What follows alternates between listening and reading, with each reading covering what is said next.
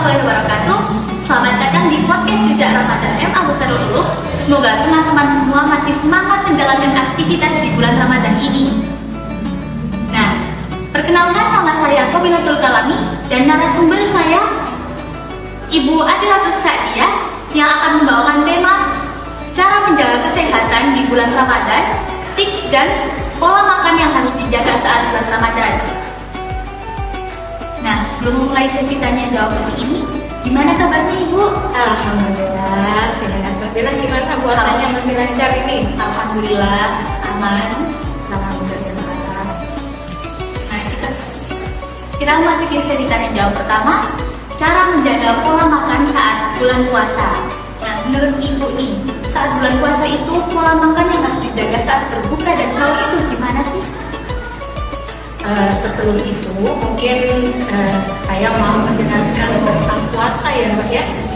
Puasa Ramadan, alhamdulillah di agama Islam itu ada kewajiban untuk berpuasa Ramadan, di mana itu manfaatnya bagi kesehatan luar biasa. Tubuh kita yang tiap hari bekerja, melakukan metabolisme, tiap hari dipacu untuk bekerja, tapi pada saat bulan Ramadan itu adalah masa istirahat. Kalau di pabrik namanya shutdown, istirahat semuanya total. Ya, jadi apa sih pada saat itu apa yang terjadi dengan tubuh kita? Tubuh kita yang biasanya mendapatkan kalori tiba-tiba langsung di-cut. Iya, kalorinya di-cut. Terus bagaimana? Akhirnya tubuh mencari energi itu. Energinya dari mana? Dari simpanan yang ada dalam tubuh. Apa simpanannya? Simpanannya dalam berupa glikogen yang ada. Jadi setiap hari kita itu makan, asupannya itu tidak semuanya digunakan. Kalau sudah berlebih, maka glukosa disimpan dalam bentuk glikogen. Di mana disimpannya? Di dalam mitokondria. Dalam sel kita. Kemudian di selain glukosa juga ada simpanan lemak. Ada simpanan lemak. Di mana lemaknya? Lemak itu ada di bawah lapisan tubuh, atau yang paling bahaya itu lemak yang ada di bagian tengah, di bagian visceral fat. Ya, ada lemak bagian tengah. Kalau Mbak Bella mungkin pernah melihat orang yang potong ayam gitu, mungkin lihat di jeroannya ayam itu banyak lemak-lemak yang di jantungnya, di ususnya, itu lemak yang berbahaya. Ya, jadi lemak itu yang bisa menimbulkan peradangan. Dan simpanan lemak itu yang nanti bisa menimbulkan penyakit di situ. Ketika puasa, maka lemak-lemak itu, glikogen, simpanan glukosa itu dimanfaatkan. Tubuh kita mencari keseimbangan agar tetap bisa beraktivitas, maka mencari keseimbangan, mencari energi, sehingga lemak-lemak itu dipakai, kalori sebagai kalori, glikogennya dipakai, sehingga mungkin akibatnya lemaknya kita yang tadinya agak gemuk menjadi sedikit langsing lah, meskipun tidak langsing sekali ya. Nah, mungkin itu. Jadi alhamdulillah. Nah, pola makan pada saat kita mulai dari sahur sampai nanti kita berbuka, itu pun kita nggak boleh ketika pas buka puasa terus kita terus makanannya berat gitu ya, balas dendam gitu ya, langsung berat, nggak boleh ya. Kenapa? Pada saat tubuh kita itu kira-kira dari jam berapa itu? Dari sahur sampai jam maghrib itu kurang lebih sekitar berapa jam? 12-13 jam ya, 12-13 jam. Itu adalah masa-masa di mana sel itu benar-benar sudah bekerja dengan bagus, memanfaatkan energi simpanan yang ada dalam tubuh kita. Tapi kalau tiba-tiba pada saat berbuka kita langsung tancap gas, es campur, apalagi makanan-makanan berat, Minyak, gorengan, itu senangannya biasanya. Itu saja tidak bagus. Makanya di dalam agama Islam yang terbaik adalah mengkonsumsi air putih dulu untuk membatalkan puasa kita. Air putih sama kurma. Kurma itu luar biasa, Mbak. Ya, jadi kurma itu adalah buah kesukaan Nabi. Dan setelah dilihat dari berbagai jurnal, berbagai penelitian, di dalam satu biji kurma itu ternyata kalorinya, karbohidratnya itu lebih dari 30. Ada yang mengatakan sampai 39. Kalau kita memakan 3 biji kurma, itu kurma itu sudah karbohidratnya sudah sampai 200 ya, 210, sudah sampai di atas 200.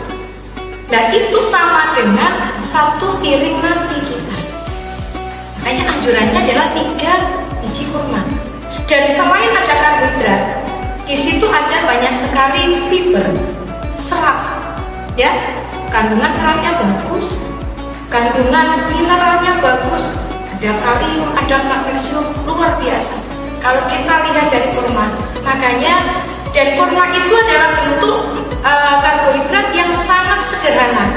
Ketika tubuh dalam keadaan istirahat, sel-sel kita istirahat, nah kemudian kita diberikan asupan kurma ini gampang terserap oleh sel-sel kita dan tidak memperberat kerja dari sel, karena sel ini habis istirahat tidak langsung dipacu bekerja keras, tapi dikasih karbohidrat yang sederhana sehingga mudah diserap oleh mudah dicerna. Nah, berarti itu sesuai dengan anjuran Nabi Muhammad ya? Iya, betul.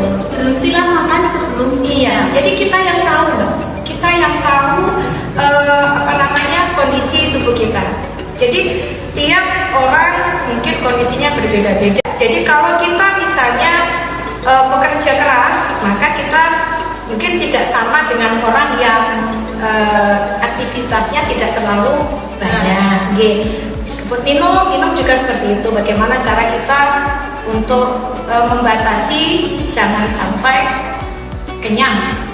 Ya, jadi kalau habis mendengar azan, membatalkan puasa dulu dengan minum air putih. Anjurannya air putih, Bu, terus nggak boleh minum yang manis-manis gitu. Boleh, tapi ya jangan terlalu. Jangan tiap hari, kasihan sel-selnya, ya, itu kasihan.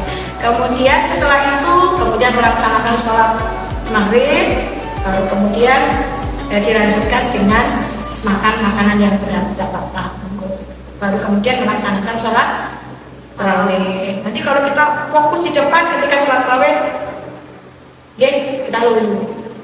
Nah, sesuai yang sudah dijelaskan Ibu tadi. Jadi makan makanan yang berat itu mempengaruhi metabolisme kita. Jadi pertanyaan selanjutnya adalah, apakah berolahraga itu boleh dilakukan saat bulan puasa? Puasa tidak mengurangi aktivitas kita apapun. Anak yang belajar tetap bisa masuk sekolah, yang bekerja tetap sekolah, yang berolahraga pun tetap bisa berolahraga. Tapi kita harus mempertimbangkan waktunya. Jadi waktunya kapan? Kalau bulan puasa itu waktunya kalau bisa pada saat pagi hari, pada saat kita habis sahur, itu kondisinya masih fit. Atau juga bisa pada saat malam hari. Tapi kalau pada malam hari kita pada malam hari itu waktunya kita untuk perbanyak ibadah. Jadi kalau bisa kita pada saat pagi hari saja. Tapi olahraganya tidak terlalu yang berat, ya. Olahraganya yang tetap kita kurangi dari yang biasanya. Olahraganya agak ringan karena asupannya kita juga berkurang. Dan pada saat kita berpuasa, itu memang satu sel-sel kita itu regenerasi yang luar biasa, ya. Jadi di dalam sel itu nanti ada di sini ada autofagi. Autofagi itu apa? Auto itu sendiri, fagi itu makan. Jadi autofagi itu adalah di dalam sel itu punya mekanisme untuk memakan sendiri sel-sel, bagian-bagian sel yang sudah rusak, yang sudah tua. Dan itu misalnya kalau dalam ruangan, ya, kalau dalam ruangan kerja misalnya atau pabrik misalnya, di situ ada banyak sampah, ada banyak mesin-mesin yang tidak aktif tapi masih ada. Dan itu nanti ada sistem di dalam sel itu namanya autofagi tadi. Dia akan seperti sama kayak kepiting, dia akan memakan, dia akan berjalan dan memakan bagian-bagian yang tidak berguna tadi. Sehingga kalau misalnya dalam sebuah pabrik atau sebuah ruangan, di efisiensi yang yang nggak dipakai disingkirkan, dimakan, akhirnya dioptimal, kerja sel menjadi bagus. Ya itu. Jadi ini pada semua sel dan juga pada otak. Jadi puasa itu luar biasa. Puasa itu juga membuat daya ingat juga semakin meningkat.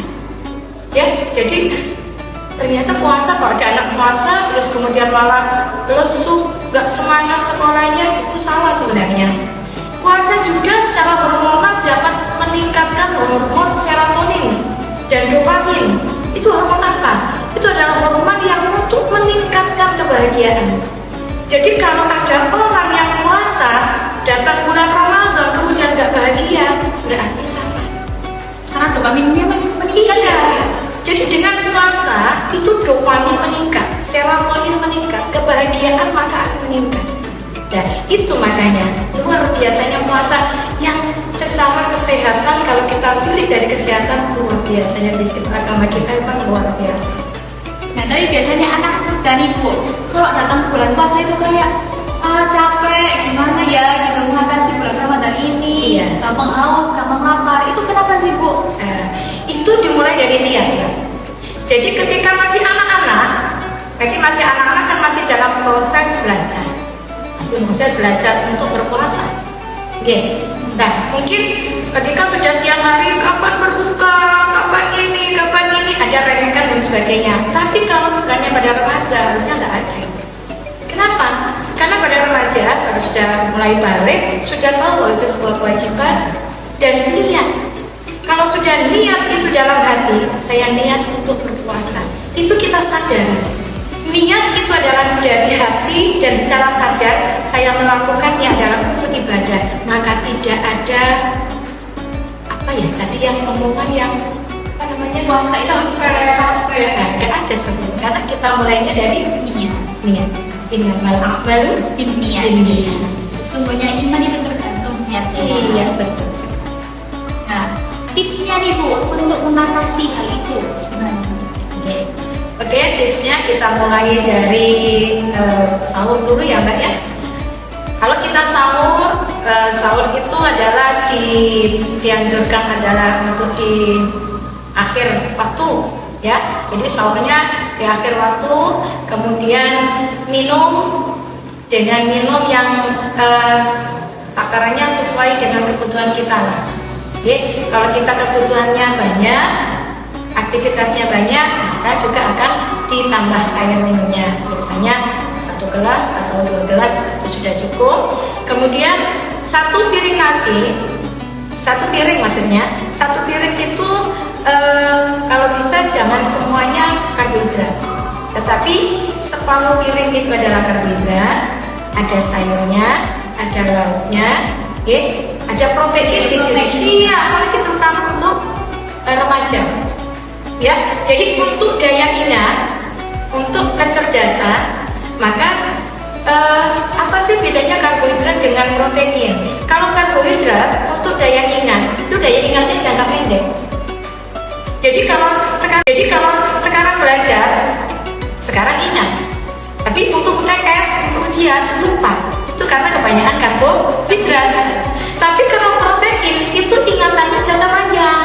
Sekarang makan, maka nanti ketika ujian 6 bulan kemudian, 3 bulan kemudian masih ingat. Itu berarti makannya banyak mengandung protein. Ya, jadi di situ di dalam 1 piring nasi, 1 piring itu kita sahur ada nasi separuh, kemudian ada sayur, kemudian ada proteinnya, baik protein nabati seperti tahu, tempe, atau protein hewani seperti ikan, ayam, telur, daging, ya nggak apa-apa.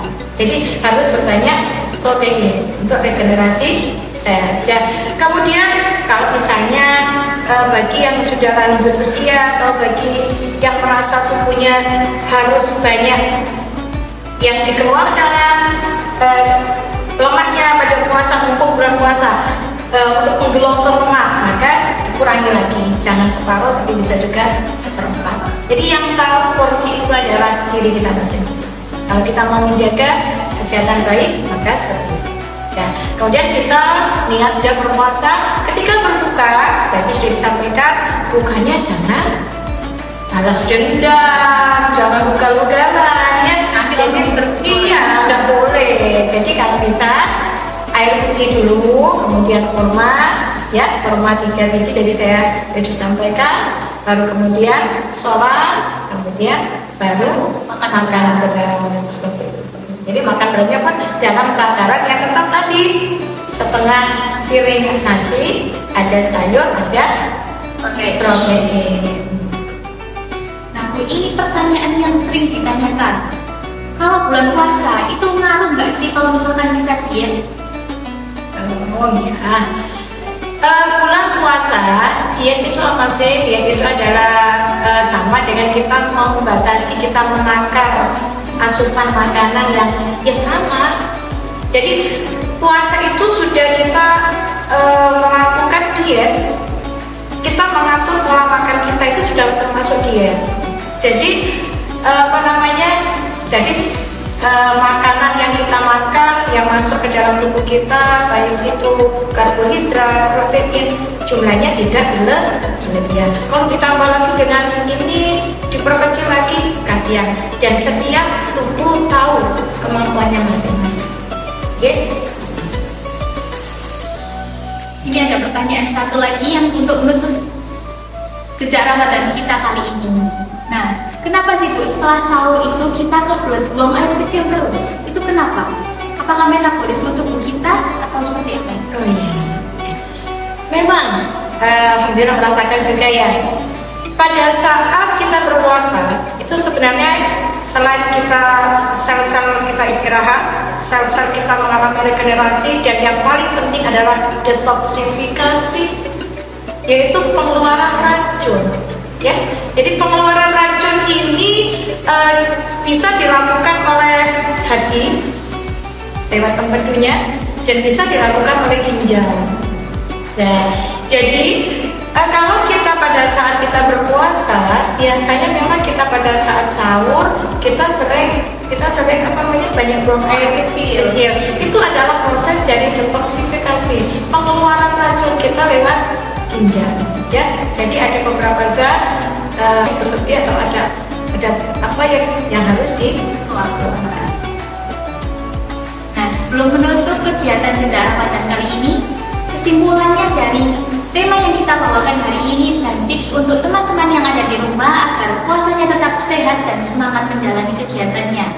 Oke, kesimpulan pada hari ini adalah puasa memang sangat penting bagi kita dan itu sebuah ibadah yang bagus sekali untuk kesehatan, baik untuk regenerasi sel-sel kita, untuk detoksifikasi agar kita semakin sehat, mengeluarkan racun kita, dan ini juga untuk meningkatkan daya ingat kita.